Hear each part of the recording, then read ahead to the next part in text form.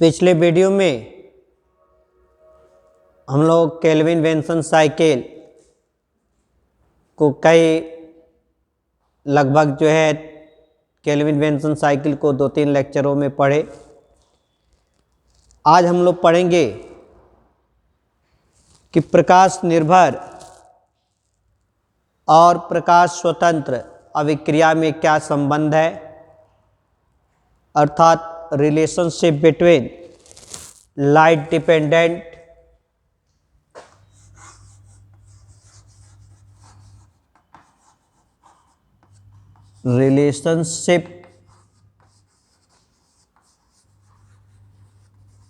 between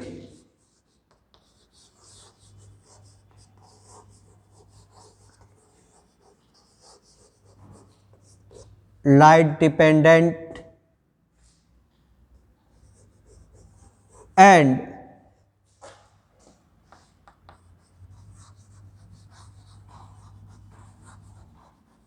independent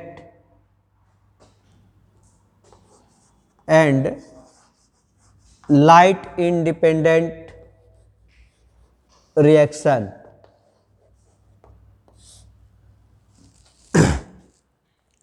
प्रकाश स्वतंत्र और प्रकाश निर्भर अभिक्रिया में क्या संबंध है, पीछे भी हम लोग पढ़े। प्रकाश निर्भर अभिक्रिया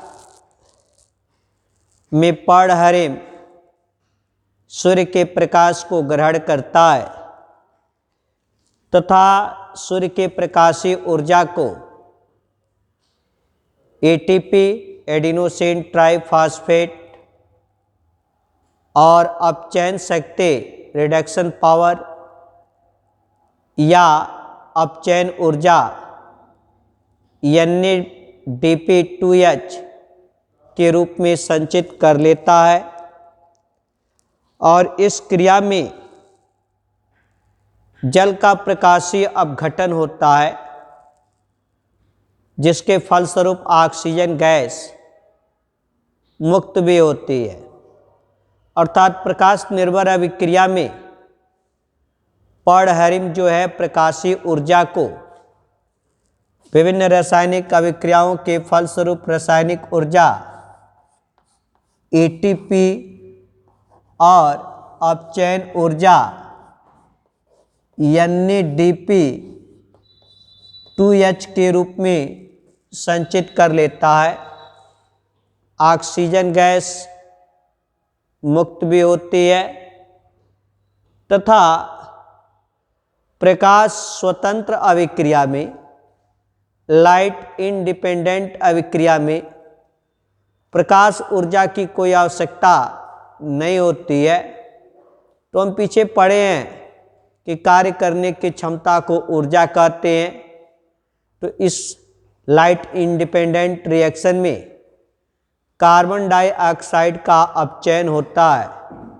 तो इसके लिए जो ऊर्जा की आवश्यकता होती है वह ऊर्जा प्रकाश स्वतंत्र अभिक्रिया में संचित ऊर्जा जो एटीपी है, इस एटीपी का उपयोग करके और रिडक्शन पावर NADP2H का उपयोग करके कार्बन डाइऑक्साइड विभिन्न जटिल रासायनिक अभिक्रियाओं के फलस्वरूप कार्बोहाइड्रेट में परिवर्तित हो जाता है। इस प्रकार हम कह सकते हैं कि दोनों अभिक्रियाएं एक दूसरे से संबंधित है। फिर है पहला तो हम लोगों ने केल्विन वेन्सन साइकिल मार्ग पढ़ा, चक्र पढ़ा। फिर है Hatch Slack cycle NC4 path.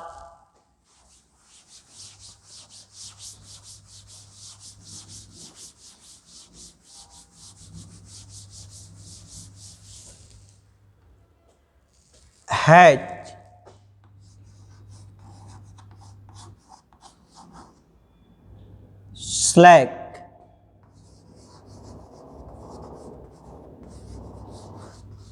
Cycle and C4 path.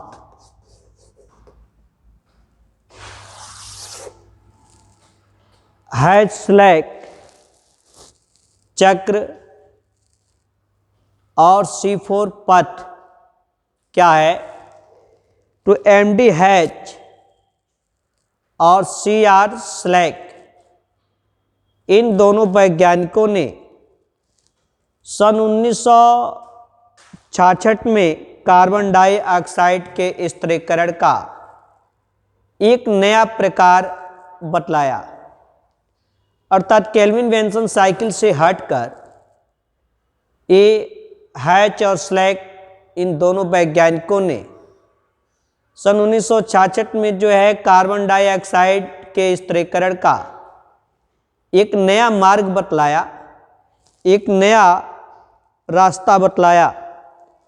और यह चक्र जो है मुख्य रूप से एक बीजपत्री पौधों में हैस्लैक चक्र के द्वारा कार्बन डाइऑक्साइड का स्थिरीकरण होता है।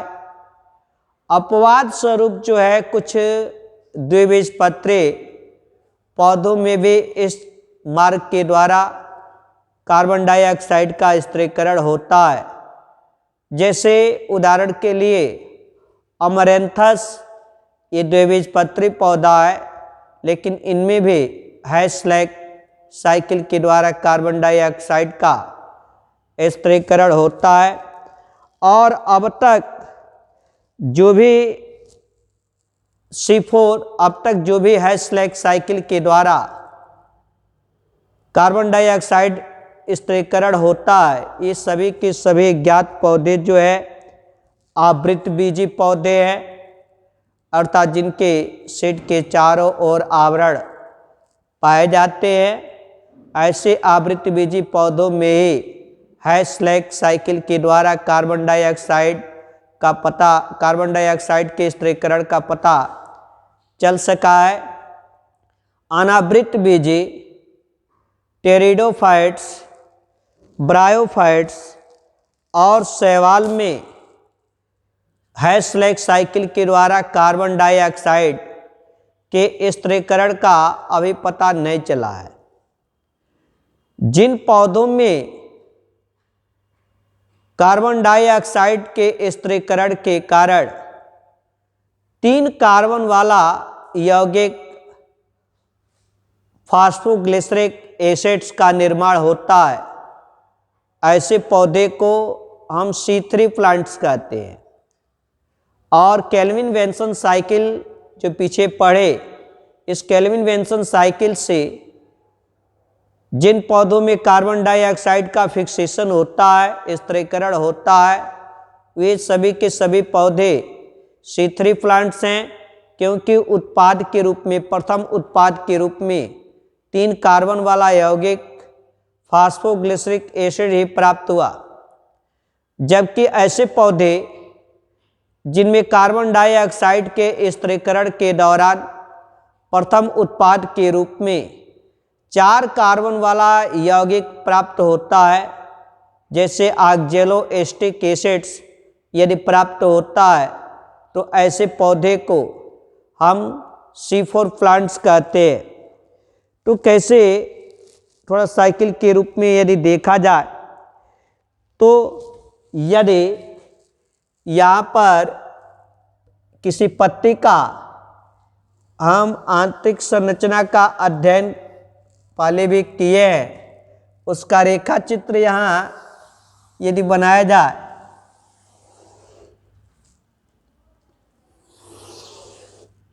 तो ये जो है यहाँ पर हम रेखा चित्र बना रहे हैं, न कि पत्ती की आंतरिक संरचना बना रहे हैं। रेखा चित्र तो पत्ती की आंतरिक संरचना में पढ़े होंगे कि अपर एपिडर्मिस और लोअर एपिडर्मिस के बीच में जो उत्तक होता है उसे मीसोफिल कहते हैं। मीसो मीन्स मिडिल होता ही है, अर्थात पर्ण मध्य उत्तक, पत्ती के बीच का उत्तक, जो कि अधिकांश पौधों की पत्तियों में एक खंभ उत्तक और स्पॉन्जी मृदु उत्तक में भिन्नित होता है। तो यदि ये पर्णमध्योतक है मीसोफिल,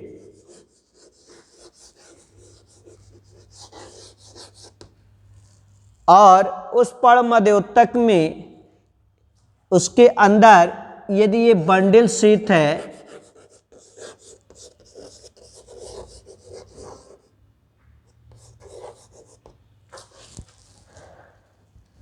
बंडल शीथ सेल,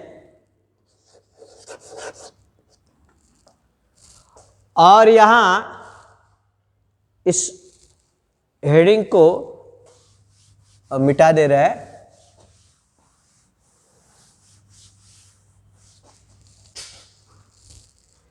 ये जो है एटमॉस्फेरिक कार्बन डाइऑक्साइड है, जो कि वातावरण में 0.03% कार्बन डाइऑक्साइड है। और इस मीसोफिल में phosphoenol pyruvic acid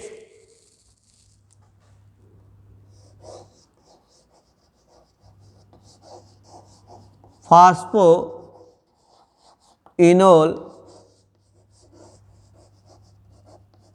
pyruvic acid है।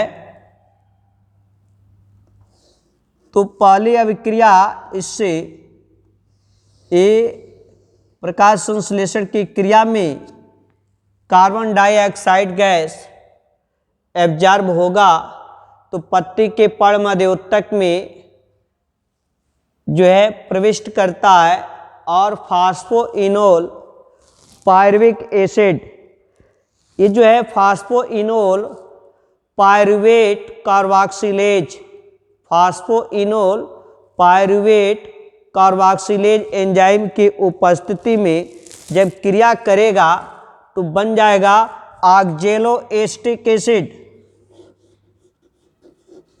ऑक्जेलो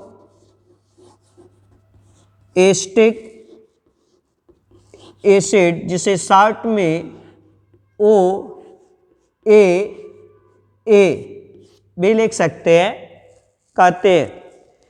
फिर ये oxaloacetic acids malate dehydrogenase enzyme की उपस्थिति में एक क्रिया करेगा, दूसरी अभिक्रिया होगी माइलेट डिहाइड्रोजिनेज एंजाइम। तो जो रिडक्शन पावर है NADP2H, ये जो है परिवर्तित हो जाता है NADP plus H positive hydrogen ion, और हाइड्रोजन आयन निकल जाता है तो NADP पॉजिटिव ही क्यों लिख सकते हैं। तो ये ऑक्जेलो एस्टिक एसिड्स ये जो है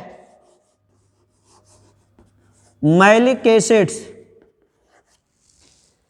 के रूप में जो है परिवर्तित हो जाता है, और फिर इस मैलिक एसिड से कार्बन डाइऑक्साइड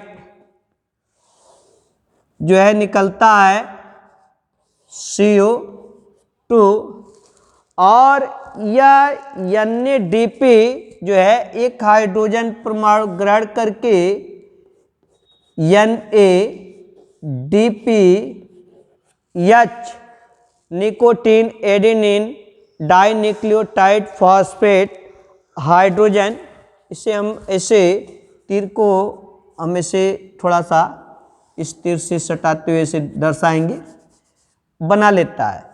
जब कार्बन डाइऑक्साइड इससे निकलता है तो ये पायरुविक एसिड्स, मैलिक एसिड जो है पायरुविक एसिड्स के रूप में परिवर्तित हो जाता है, अर्थात ये इसकी तीसरी अभिक्रिया है। और ये पायरुविक एसिड्स जब पर मध्योतक बंडल शीर्ष से पर मध्योतक में प्रवेश करता है। Pyruvic acid. तो फिर से जो है ये जो प्रकाशीय ऊर्जा में एटीपी है वह एटीपी खंडित होता है, इससे फास्फेट बॉन्ड टूट कर निकलता है। तो AMP adenosine monophosphate plus inorganic phosphate, और यही फॉस्फेट समूह जो है पायरुविक अम्ल से क्रिया कर लेता है तो बना लेता है फास्फोइनोल पायरुविक एसिड्स। तो यहाँ ये पुनः जो है फास्फोइनोल पायरुविक एसिड्स बन गया, और यहाँ जो ये कार्बन डाइऑक्साइड निकला, तो जैसे हम पीछे पढ़े कि केल्विन वेन्सन साइकिल, तो केल्विन वेन्सन साइकिल में प्रारंभ हुआ था राइबोलोज बाइफॉस्फेट RUBP,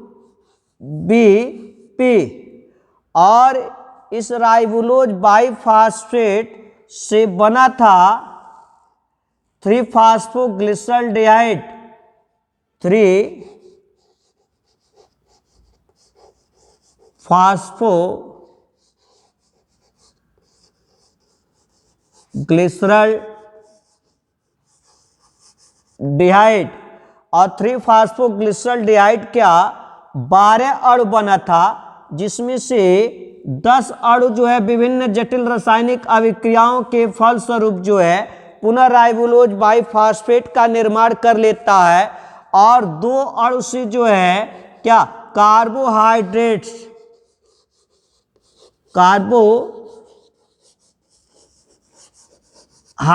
का निर्माण हो जाता है। तो इस मार्ग की खोज जो है हैच और स्लेक नामक वैज्ञानिकों ने 1966 में किया था, और इसमें प्रथम जो उत्पाद बन रहा है वह बन रहा है ऑक्जेलो एसिटिक एसिड। ये 4 कार्बन वाला है, इसलिए जिन पौधों में ये बनता है उसे जो है हम C4 प्लांट्स कहते हैं, और इस मार्ग को C4 पाथ भी हम कहते हैं। और जितने भी अभी पौधे ज्ञात हैं जिनमें जो है इस साइकिल के द्वारा भोजन का निर्माण होता है, वो सब के सब जो है आवृत बीजी पौधे हैं, एक बीजपत्री हैं, जबकि अनावृत बीजी पौधों में टेरिडोफाइट्स में, ब्रायोफाइट्स में, एल्गी में अभी जो है C4 प्लांट्स कोई ज्ञात नहीं है। तो इस तरह से जो है ये C4 प्लांट्स में भोजन बनाने की प्रक्रिया है। अब इसके बाद कैम पौधों में किस तरह से कार्बन डाइऑक्साइड का स्थिरीकरण होता है नेक्स्ट वीडियो में हम लोग पढ़ेंगे। वीडियो देखने के बाद चैनल को सब्सक्राइब अवश्य कीजिए।